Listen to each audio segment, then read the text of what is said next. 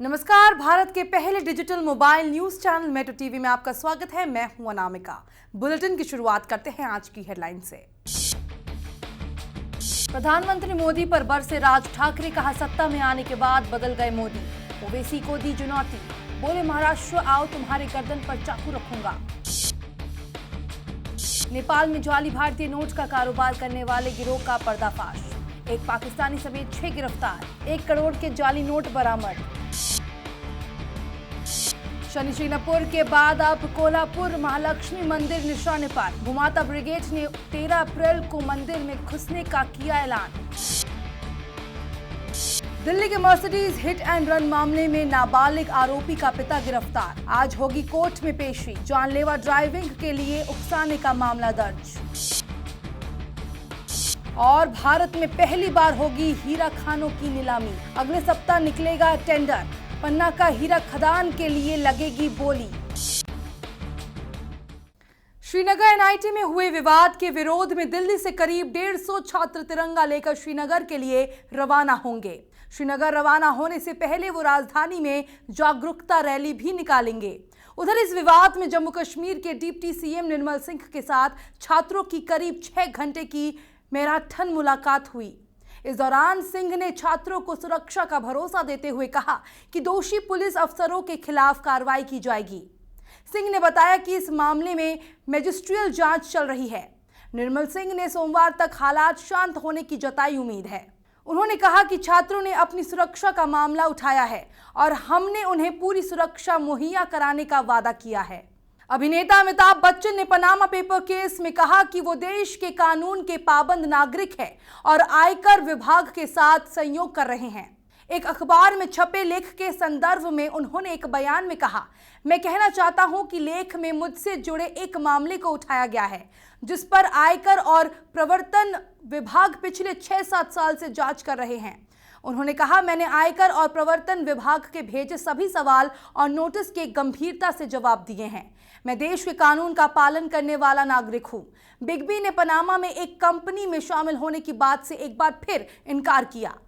दिल्ली में एक मर्सिडीज से सिद्धार्थ शर्मा नाम के शख्स की मौत के मामले में पुलिस ने नाबालिग आरोपी के पिता को गिरफ्तार कर लिया है। आज उसे कोर्ट में पेश किया जाएगा। पिता के खिलाफ नाबालिग बेटे को जानलेवा ड्राइविंग के लिए उकसाने का मामला दर्ज किया गया है। ये पहला मौका नहीं है जब उनके बेटे पर जानलेवा ड्राइविंग का आरोप लगा है। इधर नाबालिग आरोपी के खिलाफ गैर इरादतन हत्या का मामला दर्ज किया गया है।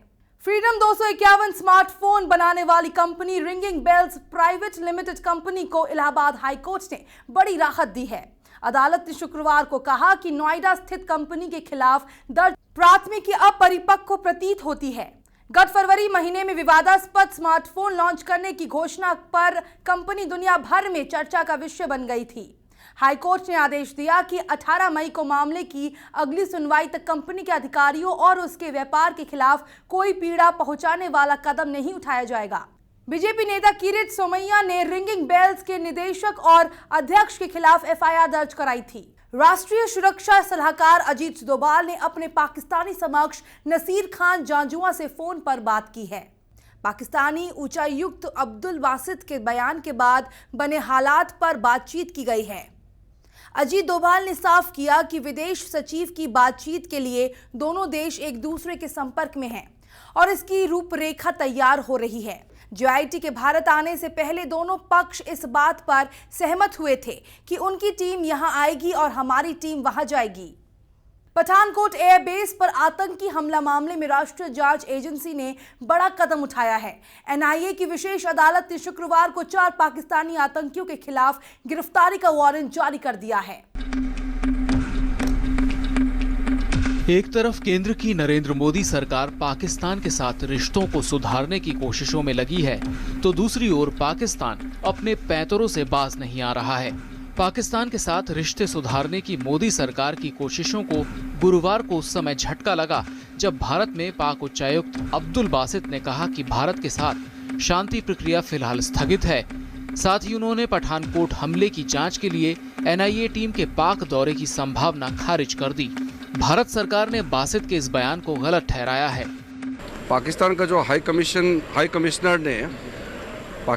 हाई कमिश्नर इंडिया में है, उन्होंने जो कहा वो गलत कहा है और उससे दोनों देशों के बीच में संबंध है, उसमें कोई मदद नहीं मिलेगा। इसलिए इस तरह का बातें नहीं करना चाहिए जिससे दोनों देशों के बीच में संबंध में कोई गड़बड़ी हो।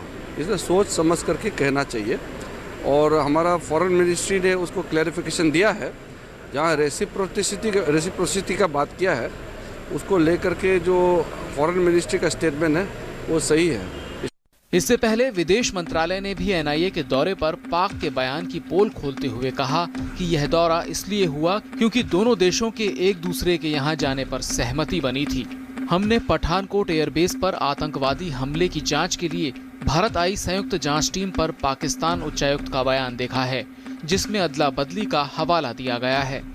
मंत्रालय इस मामले में साफ करना चाहता है कि जीआईटी के दौरे से पहले 26 मार्च 2016 को भारतीय उच्चायुक्त ने औपचारिक तौर पर पाकिस्तानी विदेश मंत्रालय को सूचित किया था कि सहमति इस शर्त पर बनी है कि ये अदला बदली पर आधारित होगा और मौजूदा कानूनी प्रावधानों के मुताबिक उनका पालन किया जाएगा। गौरतलब है कि पाकिस्तान का एक दल हाल ही में भारत आया था। पाकिस्तानी जीआईटी के भारत दौरे के बाद भारत को यह उम्मीद थी कि एनआईए के जांच अधिकारियों की एक टीम पाकिस्तान का दौरा करेगी। वहीं अब्दुल बासित के बयान पर पाकिस्तान ने सफाई दी है और कहा है कि बातचीत टली नहीं है, लेकिन समग्र बातचीत पर भारत के रुख का इंतजार कर रहे हैं। बासित के बयान को गलत समझा गया है। उधर पाक के ताज़ा बयान के बीच अमेरिका ने कहा है कि वह दोनों देशों को प्रत्यक्ष वार्ता के लिए प्रोत्साहित करता है ताकि उनके बीच तनाव कम किया जा सके। अमेरिका कुछ भी कह रहा हो, लेकिन पाक है कि अपनी हरकतों से बाज नहीं आता। भारत कितनी ही गंभीरता से बातचीत की कोशिश करे, पाकिस्तान कुछ न कुछ अड़ंगेबाजी लगाता ही रहता है। पेरिस हमलों के संदिग्ध मोहम्मद अबरीनी को कल गिरफ्तार कर लिया गया है। एक बेल्जियन टीवी स्टेशन ने ब्रसेल्स के एक जिले में उसे हिरासत में लिए जाने की जानकारी दी, जिसके बाद एक पुलिस सूत्र ने भी ये बताया। इसके साथ ही अभियोजकों ने यह भी बताया कि पुलिस ने ब्रसेल्स हवाई अड्डा और मेट्रो स्टेशन पर पिछले महीने हुए हमलों के सिलसिले में कई गिरफ्तारियां की हैं। पुलिस सूत्रों ने बताया कि अबरानी की गिरफ्तारी के स्थान या परिस्थितियों के बारे में कोई ब्यौरा नहीं है, लेकिन वियाड टीवी ने बताया कि ये ब्रसेल्स के अंडरलेस्ट जिले में हुआ, जो पेरिस हमलों से जुड़े कई संदिग्धों का ठिकाना है। एनआईए अधिकारी तंजील अहमद की हत्या के मामले में मुख्य आरोपी माने जा रहे मुनीर पर पुलिस ने 50,000 रुपए का इनाम रखा है। पहले इनामी राशि 5,000 रुपए रखी गई थी, जिसे बाद में बढ़ाकर 50,000 रुपए कर दिया। हत्या का आरोपी मुनीर तंजील अहमद के गांव का ही रहने वाला है। बताया जा रहा है कि उसका तंजील अहमद के साथ प्रॉपर्टी विवाद चल रहा था। तंजील अहमद को पिछले शनिवार की रात बिजनौर के एक गांव में गोली मार दी गई थी।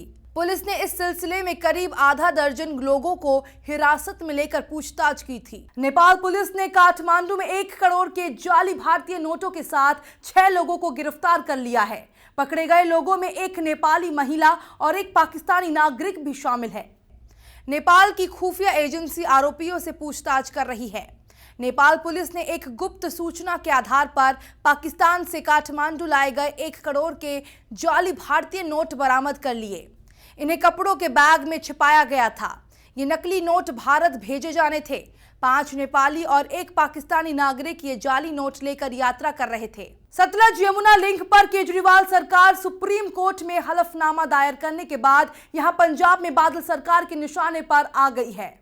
वहीं दिल्ली में डैमेज कंट्रोल करते हुए सरकार ने सुप्रीम कोर्ट में हलफनामा दायर करने वाले वकील को ही हटा दिया है। कल दायर हलफनामे में दिल्ली सरकार ने कहा कि वो हरियाणा सरकार के पानी विवाद पर पंजाब का समर्थन नहीं कर सकती। इसके बाद से ही आप सरकार पर दोहरा मापदंड अपनाने के आरोप लगने लगे, क्योंकि मुख्यमंत्री अरविंद केजरीवाल मामले में पहले ही कह चुके हैं कि पंजाब सरकार नहर की जमीन वापस ले और किसानों को लौटाए। महाराष्ट्र नवनिर्माण सेना के अध्यक्ष राज ठाकरे ने प्रधानमंत्री नरेंद्र मोदी पर निशाना साधते हुए आरोप लगाया कि वो विश्वासघात कर रहे हैं।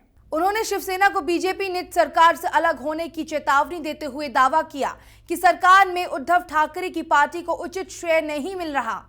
गर्दन पर चाकू रखने पर भी भारत माता की जय नहीं कहने के असदुद्दीन ओवैसी के बयान पर राज ने कहा, महाराष्ट्र आओ, मैं तुम्हारी गर्दन पर चाकू रखूंगा। उन्होंने शिवसेना पर कहा, भाजपा शिवसेना को उचित श्रेय नहीं दे रही, फिर भी वो सरकार में क्यों है। आसाराम बापू के यहां गिरफ्तार किए गए एक शिष्य ने बड़ा खुलासा करते हुए पुलिस को बताया कि प्रवचनकर्ता आसाराम ने साल 2008 में यहां अपने आश्रम के पास 2 बच्चों की रहस्यमयी मौत के सिलसिले में अपने खिलाफ गवाही देने वाले गवाह को मारने की साजिश रची थी। पुलिस के मुताबिक आसाराम के अनुयायी केडी पटेल को कल यहां एक अदालत में समर्पण के बाद गिरफ्तार किया गया। उससे पुलिस पूछताछ में उक्त खुलासा किया। पटेल ने कथित तौर पर गवाह राजू चांडक पर हमले के लिए पैसे का बंदोबस्त किया था। देश में पहली बार हीरा खानों की नीलामी होने जा रही है। मध्य प्रदेश पन्ना जिले में स्थित हीरा खानों की नीलामी के लिए अगले सप्ताह निविदा आमंत्रित करने का नोटिस निकालेगा। खान सचिव बलविंद्र कुमार ने कहा कि खानों की नीलामी अगले महीने होगी। उन्होंने कहा कि राज्य सरकार खान पट्टे के लिए अगले सप्ताह नोटिस निकालेगी। इसके बाद निविदा की प्रक्रिया पूरी होने में 3 सप्ताह का समय लगेगा। फिलहाल देश में सिर्फ सार्वजनिक क्षेत्र की NMDC की भारत में संगठित क्षेत्र की हीरा उत्पादक है। कंपनी के पास पन्ना में मजगावन खान है। ये सालाना 81,000 कैरेट का उत्पादन करती है। क्रिकेट के महान बल्लेबाज सचिन तेंदुलकर को केंद्र सरकार ने स्किल इंडिया अभियान का ब्रांड एम्बेसडर बनाया है। इस पर मास्टर ब्लास्टर ने कहा कि यह अभियान भारत के लिए देश में मौजूद युवा ताकत का पूर्ण इस्तेमाल करने का अच्छा मौका है।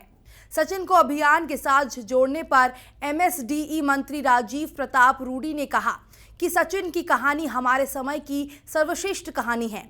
वो उनमें से हैं जिन्होंने अपनी प्रतिभा का बखूबी इस्तेमाल किया है। वो वैश्विक स्तर के ब्रांड है जिसने अपने कौशल से क्रिकेट की सेवा की है और काफी लोगों को प्रेरित किया है।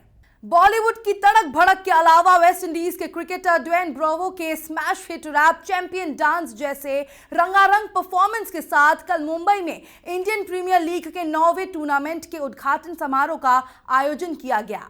लगभग 2.25 घंटे चला ये कार्यक्रम पिछले सत्र के उद्घाटन समारोह जितना शानदार नहीं था, लेकिन बॉलीवुड के सितारे यहां national supporters club of India के सरदार वल्लभ भाई स्टेडियम में लोगों का मनोरंजन करने में सफल रहे। इस सीजन का पहला मुकाबला आज मुंबई इंडियंस और नई team rising Pune super joints के बीच मुंबई में ही खेला जाएगा। इस बार IPL में राइजिंग पुणे नई टीम है जिसके कप्तान महेंद्र सिंह धोनी है। खबरों के सफर में फिलहाल इतना ही। देश दुनिया की पल पल की खबरें हम आप तक पहुंचाएंगे एक नए अंदाज में आपके मोबाइल फोन के माध्यम से। तो आप जुड़े रहिए मेट्रो टीवी से। तब तक के लिए नमस्कार।